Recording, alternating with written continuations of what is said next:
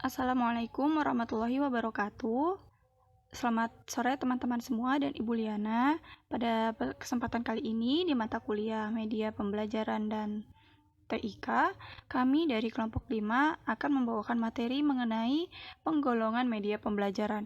Adapun kelompok 5 yaitu terdiri dari saya sendiri, Hasna Raihana, dan juga rekan saya, Aisyah Putri Salsabila.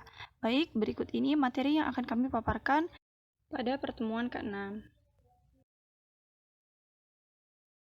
Adapun pembahasan yang akan kami jelaskan pada materi kali ini, yang pertama mengenai klasifikasi media pembelajaran, kemudian media berbasis manusia, dan yang terakhir media berbasis teknologi. Baik, pembahasan yang pertama yaitu klasifikasi media pembelajaran. Jadi, dalam proses KBM atau proses belajar mengajar, kehadiran sebuah media itu merupakan sarana yang sangat penting karena dalam kegiatan tersebut hal yang tidak jelas yang dapat disampaikan itu bisa terbantu dengan menghadirkan media pembelajaran sebagai perantaranya. Kerumitan bahan yang akan disampaikan ataupun materi yang hendak disampaikan kepada anak didik bisa disederhanakan dengan bantuan media. Media ini dapat mewakili apa yang kurang mampu untuk guru ucapkan melalui kata-kata ataupun sebuah kalimat tertentu. Bahkan, keabstrakan bahan ataupun materi dapat dikonkretkan atau direalisasikan dengan nyata melalui kehadiran media pembelajaran. Nah, dalam pengertiannya, pengertian teknologi pendidikan, media atau bahan itu sebagai sumber belajar merupakan komponen dari sistem instruksional di samping pesan, orang, teknik, latar, dan juga peralatan. Media atau bahan adalah perangkat lunak yang berisi pesan ataupun informasi pendidikan yang biasanya disajikan dengan mempergunakan peralatan atau alat. Sedangkan peralatan atau perangkat keras itu merupakan sarana untuk dapat menampilkan pesan yang terkandung pada media tersebut. Jadi, dengan masuknya berbagai pengaruh ke dalam bidang pendidikan, mulai dari seperti ilmu mencetak, cetak mencetak, tingkah laku manusia, hingga komunikasi, serta laju perkembangan dari teknologi, media dalam perkembangannya ini bisa tampil dalam berbagai jenis dan format. Jadi bisa itu berupa modul cetak, film, televisi, kemudian program radio, komputer, hingga lain sebagainya. Jadi dari masing-masing ciri serta kemampuan media tersebut bisa timbul usaha-usaha penataannya, yaitu pengelompokan ataupun klasifikasinya menurut kesamaan ciri ataupun karakteristiknya. Baik, berdasarkan penjelasan mengenai klasifikasi media pendidikan tadi, para ahli berbeda dalam setiap pengelompokannya. Di antaranya di sini ada menurut taksonomi dari Rudy Bretz, kemudian ada juga dari Briggs, kemudian yang ketiga ada dari Wilbur-Scrum, kemudian yang terakhir ada dari Gagne. Nah, yang pertama, taksonomi menurut Rudy Bretz mengenai klasifikasi ataupun pengelompokan dari media pembelajaran. Jadi, Rudy Bretz ini dia mengidentifikasi ciri utama dari media menjadi 3 unsur pokok, yaitu suara, visual, dan juga gerak. Visual sendiri ini dibedakan menjadi 3, yaitu gambar, garis, dan juga simbol yang merupakan suatu kontinum. Kontinum dari bentuk yang dapat ditangkap dengan indera penglihatan. Nah, di samping itu, Bretz juga membedakan antara media siar, telecommunication, dan media rekaman, recording, sehingga ada 8 klasifikasi media menurut pendapat Rudy Bretz. Yang pertama, media audiovisual gerak, media audiovisual diam, media audio semi gerak, media visual gerak, media visual diam, kemudian media semi gerak, kemudian media audio, dan yang terakhir media cetak. Nah, selanjutnya ada taksonomi klasifikasi pengelompokannya berdasarkan menurut Briggs. Jadi, taksonomi ini lebih mengarah pada karakteristik menurut stimulus ataupun rangsangan yang dapat ditimbulkan daripada medianya sendiri, yaitu kesesuaian rangsangan tersebut dengan karakteristik siswanya, tugas pembelajarannya, bahan, hingga transmisinya. Briggs ini mengidentifikasi 13 macam media yang dipergunakan dalam proses KBM, yaitu objek, model, suara langsung, rekaman audio, media cetak, pembelajaran terprogram, papan tulis, media transparasi, film rangkai, film bingkai, film televisi, dan juga gambar.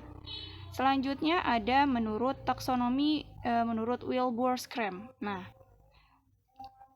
di sini dijelaskan bahwa media ini dapat digolongkan menjadi media rumit, mahal, dan juga media sederhana.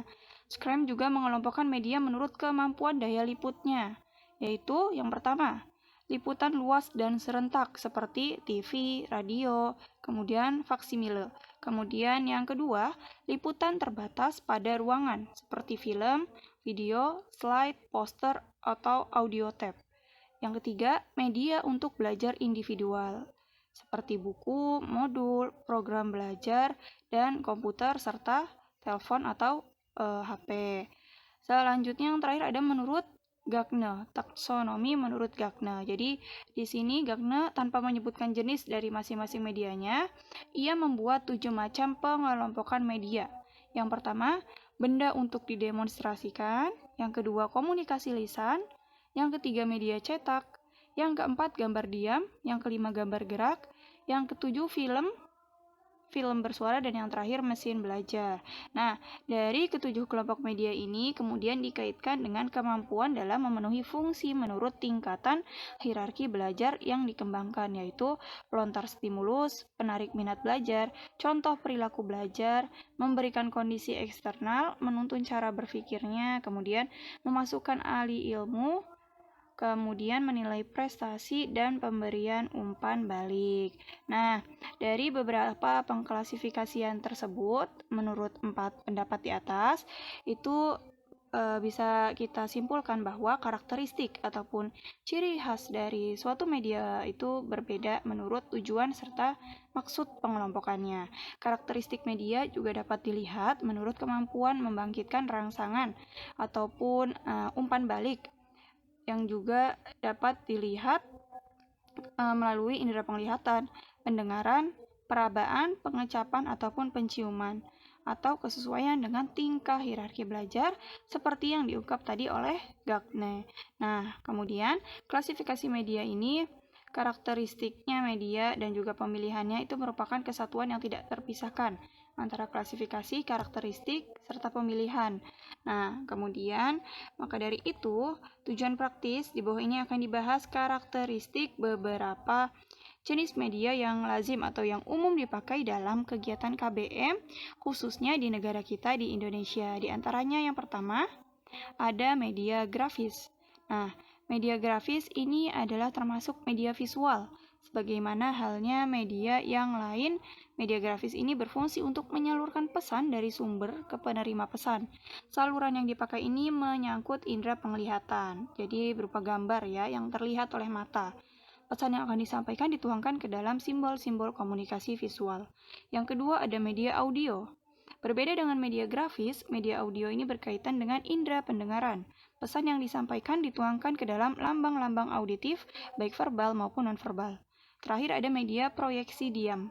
Jadi ini mempunyai kesamaan dengan media grafis dalam arti menyajikan rangsangan visual, jadi berupa indera penglihatan yang bertugas menangkap pesannya. Perbedaan yang jelas antara keduanya yaitu bila media grafis atau visual dapat secara langsung berinteraksi dengan pesan media yang bersangkutan. Pada media proyeksi diam, itu harus diproyeksikan dengan proyektor agar dapat dilihat oleh sasaran atau oleh peserta didik terlebih dahulu. Baik, itu tadi mengenai pembahasan atau pengkarakteristikan media pembelajaran. Selanjutnya akan dilanjut oleh rekan saya mengenai media pembelajaran berbasis manusia. Selanjutnya, media berbasis manusia. Media berbasis manusia merupakan media tertua yang digunakan untuk mengirimkan dan mengkomunikasikan pesan atau informasi. Media manusia juga dapat mengarahkan dan mempengaruhi proses belajar melalui eksploitasi terbimbing dengan menganalisis diri dari waktu ke waktu apa yang terjadi pada lingkungan belajar. Instruksi manusia sebagai media secara intuitif dapat merasakan kebutuhan siswanya dan memberinya pengalaman belajar yang akan membantu mencapai tujuan pembelajaran. Media berbasis manusia mengajukan dua teknik yang efektif, yaitu rancangan yang berpusat pada masalah dan bertanya ala Socrates. Rancangan pembelajaran yang berpusat pada masalah dibangun berdasarkan masalah yang harus dipecahkan oleh pelajar. Salah satu faktor penting dalam pembelajaran dengan media berbasis manusia ialah rancangan pembelajaran yang interaktif. Pelajaran interaktif dapat memberikan kesempatan untuk percobaan mental dan pemecahan masalah yang kreatif serta mendorong partisipasi siswa dalam proses belajar. Nah, di sini terdapat langkah-langkah yang digunakan sebagai penuntun untuk mengembangkan pembelajaran interaktif, yaitu di sini ada dua. Yang pertama, mengidentifikasi pokok bahasan pelajaran, mengembangkan sajian pelajaran yang mencakup semua informasi yang diharapkan siswa harus kuasai. Selanjutnya yang ketiga yaitu media berbasis teknologi. Menurut Sells and Ritchie pada tahun 1994 mengemukakan bahwa perkembangan media pembelajaran mengikuti arus perkembangan teknologi. Teknologi paling tua yang dimanfaatkan dalam proses belajar yaitu sistem percetakan yang bekerja atas dasar prinsip mekanistik. Kemudian, lahirlah teknologi audiovisual yang menggabungkan penemuan mekanistik dan elektronik untuk tujuan pembelajaran. Teknologi yang muncul terakhir adalah teknologi mikroprosesor yang melahirkan pemakaian komputer dan kegiatan interaktif. Nah, di sini media berbasis teknologi terbagi menjadi tiga. Yang pertama, media pembelajaran teknologi cetak, media pembelajaran teknologi audiovisual, yang ketiga, media pembelajaran teknologi komputer. Mari kita bahas satu persatu ya. Yang pertama, media pembelajaran teknologi cetak. Nah, teknologi cetak merupakan cara untuk menghasilkan atau menyampaikan materi seperti buku dan materi visual statis, terutama melalui proses percetakan mekanis atau fotografis. Materi cetak dan visual merupakan dasar pengembangan dan penggunaan kebanyakan materi pembelajaran lainnya. Teknologi ini menghasilkan materi dalam bentuk salinan tercetak. Teknologi cetak memiliki ciri-ciri, yaitu yang pertama, teks dibaca secara linear, sedangkan visual diamati berdasarkan ruang.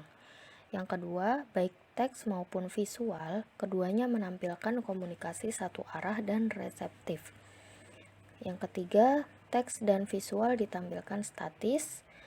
Yang keempat, pengembangannya sangat tergantung kepada prinsip kebahasaan dan persepsi visual.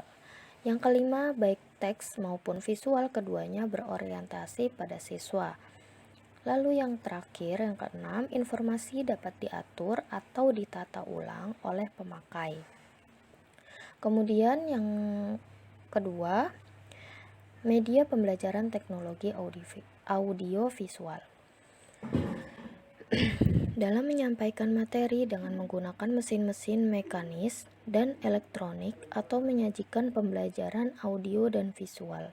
Pengajaran melalui audiovisual jelas memakai perangkat keras selama proses belajar, seperti mesin proyektor, tape recorder, dan proyektor visual yang lebar. Jadi, pengajaran melalui audiovisual adalah produksi dan penggunaan materi yang penyerapannya melalui pandangan dan pendengaran, serta tidak seluruhnya tergantung kepada pemahaman kata atau simbol-simbol yang serupa. Ciri-ciri utama teknologi media audiovisual yaitu yang pertama, biasanya bersifat linear. Nah, yang kedua, biasanya menyajikan visualisasi yang dinamis. Yang ketiga, digunakan dengan cara yang telah ditetapkan sebelumnya oleh perancang atau pembuatnya. Yang keempat, merupakan representasi fisik dari gagasan real atau gagasan abstrak dikembangkan menurut prinsip psikologi behaviorism dan kognitif. Kemudian yang terakhir, umumnya berorientasi kepada guru dan tingkat keterlibatan interaktivis siswa yang rendah. Kemudian yang terakhir, yang ketiga ya, yang tadi media pembelajaran teknologi komputer.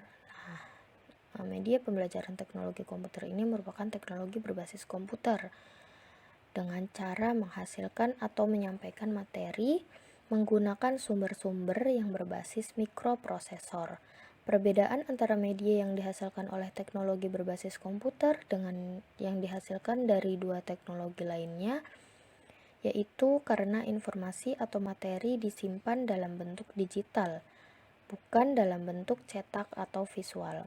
Nah, di sini ada beberapa ciri-ciri media yang dihasilkan teknologi berbasis komputer, yaitu yang pertama, mereka dapat digunakan secara acak, non-sekuensial, atau secara linear. Kemudian, yang kedua, mereka dapat digunakan berdasarkan keinginan siswa atau berdasarkan keinginan perancang atau pengembang sebagaimana direncanakan. Kemudian yang ketiga, biasanya gagasan-gagasan disajikan dalam gaya abstrak dengan kata, simbol, dan grafik. Kemudian yang keempat, prinsip ilmu kognitif untuk mengembangkan media. Kemudian yang kelima, pembelajaran dapat berorientasi pada siswa dan melibatkan interaktif siswa yang tinggi. Baik, kesimpulannya yaitu media pembelajaran merupakan komponen instruksional yang meliputi pesan, orang, dan peralatan. Dengan masuknya berbagai pengaruh ke dalam dunia pendidikan, misalnya teori atau konsep baru dan teknologi, media pendidikan terus mengalami perkembangan dan terampil dalam berbagai jenis dan format dengan masing-masing ciri dan karakteristiknya. Dari sinilah kemudian timbul usaha-usaha untuk melakukan klasifikasi atau mengelompokkan media yang mengarah kepada pembuatan taksonomi media pendidikan atau pembelajaran. Media berbasis manusia merupakan media tertua yang digunakan untuk mengirimkan dan mengkomunikasikan pesan atau informasi. Media manusia dapat mengarahkan dan mempengaruhi proses belajar melalui eksploitasi terbimbing dengan menganalisis diri dari waktu ke waktu apa yang terjadi pada lingkungan belajar. Instruktur manusia sebagai media secara intuitif dapat merasakan kebutuhan siswanya dan memberinya pengalaman belajar yang akan membantu mencapai tujuan pembelajaran.